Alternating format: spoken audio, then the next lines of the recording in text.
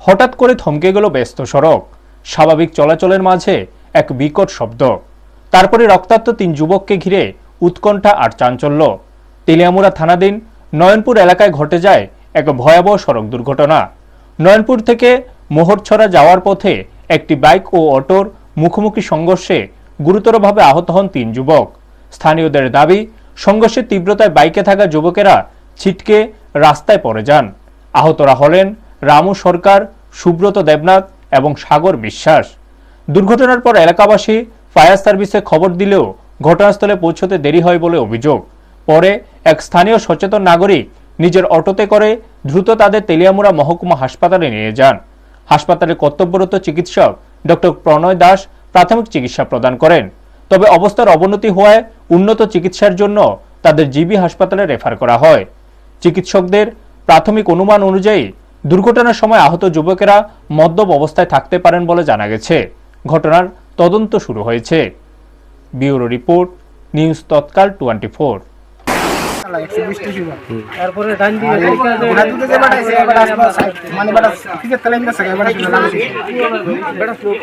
একদম স্লো হলো বেলা ঠ্যাঙ্গা মেরে দিয়েছে ঠ্যাঙ্গা মনে আরে এখানে দাঁড়াই এখানে আস্তে আস্তে আইতাছে এই জায়গা একদম আস্তে আস্তে এই জায়গাটা থেকে আমরা আস্তে আস্তে আইতাছে আর এমনি সুদা এই সাইড থেকে এটা নয়নপুর থেকে মোহরছড়া যাবার রাস্তাতে মুখটা এই জায়গার মধ্যে আমি বাড়িতে গাছ আছি আইসা দিয়ে দেখেন অ্যাক্সিডেন্ট হয়ে গেছে। অ্যাক্সিডেন্ট হইবার পরে কোন সময় ফায়ার সার্ভিস যাইব, কোন সময়ের দরকার তো তাড়াতাড়ি আমার গাড়িতে আমি কিছু তাড়াতাড়ি তুলে দেবো। আমি যতটুকু পারছি যথাসম্ভব তাড়াতাড়ি মানে পৌঁছাবার চেষ্টা করছি। আইনা হসপিটাল পৌঁছাই দিলাম। এর কি কোনো অটো টোটো আসছিল বা না বাইকে বাইকে বাড়ি গেছে? আমি আর একটা মোটামুটি সুস্থ আছে, হেরেজি গাইলে তুইছে ঘটনা হে কইছে যে অটোর লোকে বাড়ি গেছে যে কইছি। আর যে বেশি আহত হইছে এর লোক তো হে ড্রাইভিং করছিল। হ্যাঁ মনে হয় দুজনই মনে স্পিডে আসলো, নাহলে এত বড় ঘটনা তো হইতে পারে না।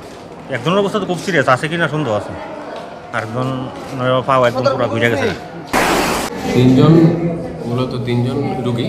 একজনের নাম রামু সরকার 19 বছর, সুব্রত দেবনাথ 34, আরেকজন সাগর বিশ্বাস বয়স 20। অবস্থা খারাপ।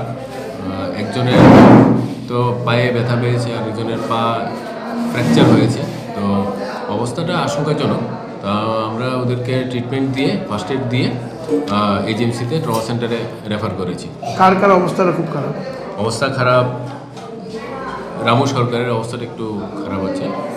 আর সুশান্ত দেবনাথের পায়ে ব্যথা, পায়ে ফ্র্যাকচার, ডান পা।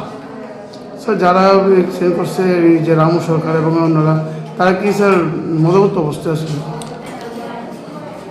মদমত্ত, হ্যাঁ, কিছু স্মেল পাওয়া গেছে।